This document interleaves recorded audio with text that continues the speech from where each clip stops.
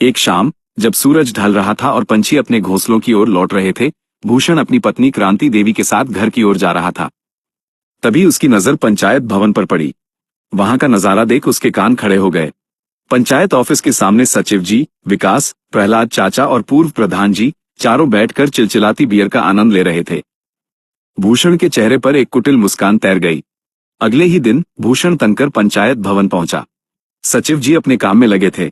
सचिव जी, भूषण ने अधिकार वाले स्वर में कहा, यह पंचायत भवन सिर्फ सरकारी काम के लिए बना है, किसी के रहने के लिए नहीं। आप बाहर कमरा ले लीजिए। विकास भी वही मुंह लटकाए नए नए प्रधानपति बने भूषण की बातें सुन रहा था। जब से भूषण प्रधानपति बना था, वो रोज कोई न कोई नया तरीका खोजता रहता कि कैसे सचिव जी और विकास को परेशान किया जाए।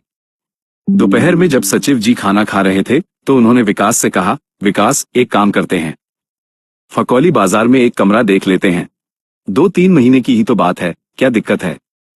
विकास ने तुरंत प्रहलाद चाचा को फोन लगाया और सारी बात बता दी। शाम को चारों की बैठक पूर्व प्रधान जी के घर पर हुई। प्रहलाद चाचा ने अपनी दमदार आवाज में कहा, अरे सचिव जी, फकौली जाने की कोई जरूरत नहीं है। मेरा घर पूरा खाली पड़ा है, आप मेरे घर पर रुकिए।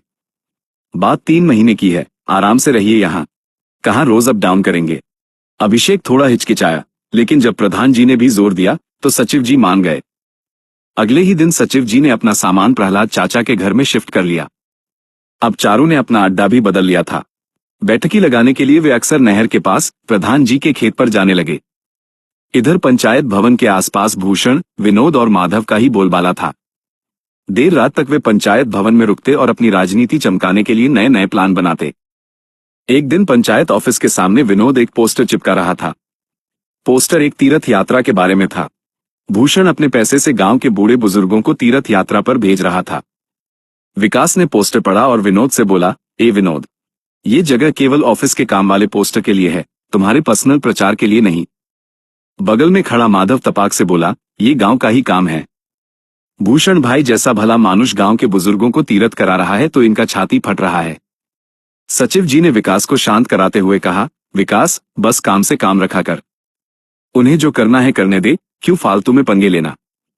जब अगली बैठक हुई तो विकास ने प्रधान जी से कहा, प्रधान जी, आपको ध्यान देने की जरूरत है, नहीं तो ये भूषण अगला चुनाव भी जीतने नहीं देगा।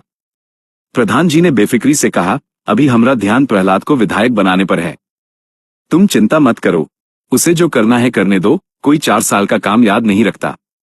जब चुनाव में 1 साल बचेगा तो उसके काम में टांग अड़ाया जाएगा। भूषण ने खूब प्रचार किया कि वो बुजुर्गों को तीर्थ यात्रा करा रहा है। एक दिन विकास जब ऑफिस पहुंचा तो सचिव जी अभी नहीं आए थे। भूषण ने तंज कसते हुए कहा, विकास, तुम्हारी दादी को भी तीर्थ पर जाना हो तो बता देना। एक आधार कार्ड का कॉपी और 2 फोटो लगेगा, रजिस्ट्रेशन करवा लेना। विकास ने सपाट मुंह बनाकर कहा, नहीं, उनको जाना होगा तो वो खुद के पैसे से चली जाएंगी। तभी विनोद बोला, दादी इसके चाचा के साथ रहती है, ये क्या भेजेगा, इसके चाचा से बात करना पड़ेगा। जिस दिन बस गांव से निकल रही थी, भूषण ने पूरे गांव में ढिंढोरा पिटवा दिया था। हर तरफ भूषण की वाह वाह हो रही थी। इधर पूर्व प्रधान जी को बीपी की शिकायत थी तो डॉक्टर ने उन्हें सुबह सुबह टहलने की सलाह दी थी। आजकल चारों सुबह सुबह टहलने निकल जाते थे।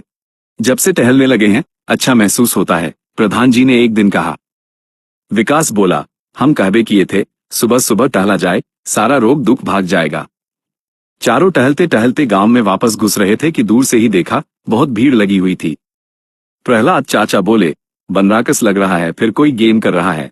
थोड़ा पास जाने पर रोने की आवाजें आने लगी। विकास बोला, नहीं प्रहलाद चा, ये तो रोने की आवाज है। लग रहा है किसी के घर में मौत हुई है क्या। जैसे जैसे वे पास आ रहे थे, रोने की आवाज तेज होती जा रही थी। विकास बोला, ये एक घर से रोने की आवाज नहीं है। चारों भीड़ की ओर दौड़े। भूषण, माधव और विनोद बीच में खड़े थे। तीनों अपना माथा पकड़कर खड़े थे और उनके चेहरे रुआन से थे। प्रहलाद चाचा ने पूछा, क्या हुआ विनोद। एक आदमी भीड़ में से आगे आया और बोला, जो बस तीर्थ के लिए जा रही थी, उसका ब्रेक फेल हो गया और वो पुल तोड़कर नदी में गिर गई। सारे लोग मर गए। बस ड्राइवर किसी तरह तैरकर बाहर निकला, वो भी हॉस्पिटल में भर्ती है। गांव में जब बुरा होता है तो सब एक हो जाते हैं। अगले दिन 22 लोगों की लाशें गांव में पहुंची। पूरा गांव शोक में डूबा हुआ था। गांव वालों ने निर्णय लिया कि सब लोगों की सामूहिक तेरहवीं की जाएगी। गांव ऐसा लग रहा था जैसे वीरान हो गया हो। ऑफिस भी बंद ही रहता था। सचिव जी अपने इंटरव्यू की तैयारी में लग गए। 13वीं के दिन सारे गांव वालों ने आपसी मनमुटाव भुलाकर भोज का व्यवस्था किया। सब कुछ हो जाने के कुछ दिन बाद एक रात प्रधान जी ने व्हाट्सएप ग्रुप में हाय का मैसेज किया। इसका मतलब सबको पता था। चारों निकल गए प्रधान जी के खेत की ओर। प्रधान जी बोले, बहुत दिन से मातम वाले गांव में रहकर दिमाग खराब हो गया था। विकास बोला, सही बोले प्रधान जी। अच्छा हुआ कि बनराकस ने हम लोगों का अड्डा बदलवा दिया। कम से कम यहाँ गांव का कोई हमें देखेगा नहीं तो लोग क्या सोचते कि 13वीं हुए एक दिन बीता और ये लोग पीना शुरू कर दिए। सचिव जी, आपका इंटरव्यू कब है? प्रधान जी ने पूछा। बस शनिचर को निकलूंगा, रविवार को है, सचिव जी ने बताया। इसी शनिचर को? फिर तो 3 दिन और बचा है। चलिए, आज मूड हल्का कर लीजिए।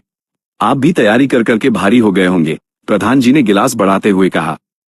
शनिवार को सचिव जी बस पकड़कर निकल गए। रविवार को उनका इंटरव्यू हुआ और जब वो सोमवार को सुबह सुबह फकौली बाजार पहुंचे तो उन्होंने विकास को फोन किया कि वो बाइक से आकर उसे ले ले। सचिव जी वहीं एक ठेले पर पूरी सब्जी खा रहे थे कि तभी देखा विकास, प्रहलाद चाचा और पूर्व प्रधान जी 2 बाइक से आ गए।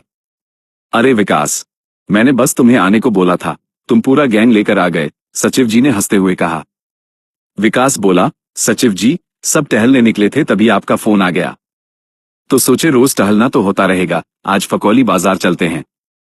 चारों बैठकर गांव लौट रहे थे। तभी एक काली फॉर्च्यूनर उनके बगल से निकली। गाड़ी का शीशा नीचे हुआ और उसमें बैठी लड़की जानी पहचानी थी। वो विधायक की बेटी थी। लड़की ने ड्राइवर को कुछ कहा और ड्राइवर ने गाड़ी बाइक के आगे लगा दी। उसके पीछे आ रही एक और गाड़ी भी रुक गई। लड़की ने अपनी उंगली से सचिव जी की तरफ इशारा किया। गाड़ी से 2 बॉडीगार्ड उतरे और सचिव जी को मारने बढ़े, लेकिन विकास और प्रहलाद चाचा भी तैयार थे। प्रहलाद चाचा ने एक का बंदूक ही छीन लिया और बंदूक के बट से ही उसे दे मारा। वो वहीं गिर गया। दूसरे बॉडीगार्ड को विकास और सचिव जी ने मिलकर धुन दिया। प्रधान जी वहीं खड़े खड़े कमेंट्री कर रहे थे, अरे मारो, हाँ ऐसे ही, बहुत बढ़िया। दोनों बॉडीगार्ड वहां से गाड़ी में बैठकर धमकी देते हुए चले गए। प्रहलाद चाचा ने उसकी बंदूक गाड़ी में फेंकी और बाइक पर बैठकर निकलने लगे। अभी फकौली की ओर मुड़ने वाली सड़क पर वे मुड़े ही थे कि पुलिस की एक के बाद एक 3 गाड़ियां आईं। प्रधान जी ने जोर से कहा, गाड़ी रोको, गाड़ी रोको। बाइक रुकते ही प्रधान जी बोले, अभी लड़ाई खत्म हुए 10 मिनट भी नहीं हुआ और ये पुलिस पहुंच गई। विकास बोला, इतनी जल्दी? ये तो शहर वाले ब्लिंकेट से भी तेज हो गई है गांव की पुलिस। हम लोग का बयान लेने पहुंची है क्या? प्रहलाद चाचा बोले, पागल हो गया है क्या बे? ये पुलिस हम लोगों का बयान लेने नहीं, हम लोगों को लड़ाई के केस में गिरफ्तार करने आए होगी। साला विधायक हम लोगों को फंसा रहा है। विकास घबरा गया। पुलिस बोली थी कि 6 महीने के अंदर फिर लड़ाई करोगे तो जमानत भी नहीं होगी। इस बार तो हम लोगों का जमानत भी नहीं होगा। पर उन्हें पता कैसे चला कि सचिव जी कब फकौली बाजार आने वाले हैं? सचिव जी ने मायूस होकर कहा, मुझे लगता है विधायक की लड़की को मैं अचानक से दिख गया था और वो उस दिन का बदला निकालना चाहती थी। साला विधायक इस बात का फायदा उठा लेगा। मुझे नहीं पता था, नहीं तो मैं मार ही खा लेता। प्रधान जी बोले, एक काम करो भाई, सबसे पहले गाड़ी मोड़ो और निकलो बीबीपुर। वहां एक वकील है, उससे बात करते हैं पहले। चारों बीबीपुर पहुंचे और सीधा वकील के घर में घुसे। तभी प्रधान जी के फोन पर रिंकी का कॉल आया। प्रहलाद चाचा बोले, हो सकता है पुलिस ही कॉल कराई हो। बताइएगा नहीं कि हम लोग कहाँ हैं। प्रधान जी ने कुछ देर बात की और फिर जोर से बोले, ये कैसे हुआ? फोन करते ही सब इंतजार करने लगे कि प्रधान जी बताएंगे कि क्या हुआ। प्रधान जी ने बताया, वो 3 जीप पुलिस हम लोगों को नहीं, भूषण, विनोद, माधव और उसके 4-5 चमचों को गिरफ्तार करने गई थी। विकास ने उत्सुकता से पूछा, लेकिन उन लोगों ने क्या किया है? प्रधान जी बोले, ये जानने के लिए तो गांव जाना पड़ेगा। चारों गांव की ओर निकल गए। गांव में सब अपने घर के बाहर खड़े थे। पुलिस जा चुकी थी, लेकिन किसी के पास कोई जवाब नहीं था कि आखिर हुआ क्या था। प्रधान जी गांव के लोगों के साथ थाना की ओर निकले। दारोगा साहब बाहर आए और बोले कि थोड़ी देर में इन्वेस्टिगेशन ऑफिसर बयान देंगे तो सब क्लियर हो जाएगा। थोड़ी देर में पत्रकार भी आ गए। एक ऑफिसर आए और बताने लगे, यही बगल के जिला छपरा में संदीप नाम के एक व्यक्ति के खिलाफ बिहार पुलिस में शिकायत की गई कि वो दारू पीता है और मोहल्ले वालों को परेशान करता है। बिहार में दारू बंद है, तो पुलिस उसके घर गई। तलाशी में दारू के साथ साथ 35 लाख कैश मिला। जब थाने लाकर उससे पूछताछ की गई तो उसने जो कहानी बताई, उसके बाद बिहार पुलिस ने हमें संपर्क किया। ऑफिसर ने आगे बताया, कहानी कुछ यूं है कि पूर्व विधायक चंद्रकिशोर ने भूषण और उसके साथियों के साथ मिलकर एक प्लान बनाया। विधायक का चुनाव वो निर्दलीय लड़ने वाले थे, तो उन्हें बहुत पैसे की जरूरत थी। भूषण के साथ मिलकर उसने गांव के बुजुर्गों को तीरथ पर भेजने की योजना बनाई। लेकिन इस यात्रा के लिए जो बस ड्राइवर चुना गया था वो दूसरे राज्य का था, क्योंकि इन लोगों का प्लान बस को पुल से नीचे गिराने का था। उससे पहले चंद्रकिशोर और भूषण ने कई फर्जी साथी बनाए, उनके नाम से बैंक अकाउंट खुलवाए और तीरथ पर जा रहे 22 लोगों में से 13 लोगों का लाइफ इंश्योरेंस करवाया। फर्जी कागज लगाकर उन साथियों को नॉमिनी के नाम में डाला गया ताकि इंश्योरेंस का पैसा उनके अकाउंट में आए। इस कांड में बैंक का एक आदमी और इंश्योरेंस फर्म का एक आदमी भी शामिल है। प्लान के मुताबिक ड्राइवर को 40 लाख रुपए दिए गए थे। ड्राइवर ने पुल पर गाड़ी तेज करके उससे छलांग लगा दी और गाड़ी नीचे नदी में चली गई, जिससे सारे लोग मारे गए।